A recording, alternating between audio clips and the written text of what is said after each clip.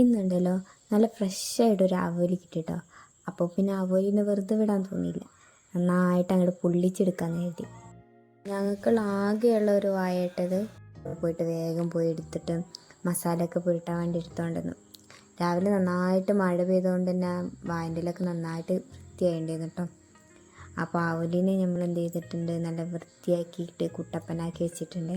ആ മസാലയ്ക്ക് ഞങ്ങൾ കുറച്ച് മുളകും പൊടി, മഞ്ഞൾപ്പൊടി, കുറച്ച് വെളിച്ചെണ്ണയൊക്കെ വെച്ചിട്ട് നന്നായിട്ട് മിക്സ് ചെയ്ത് വെച്ചിട്ടോ.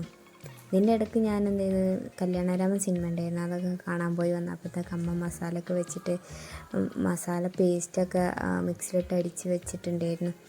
പിന്നെ ഇതാ വായൻ്റെ ഇലയിൽ തളർത്തിയില്ല കേട്ടോ.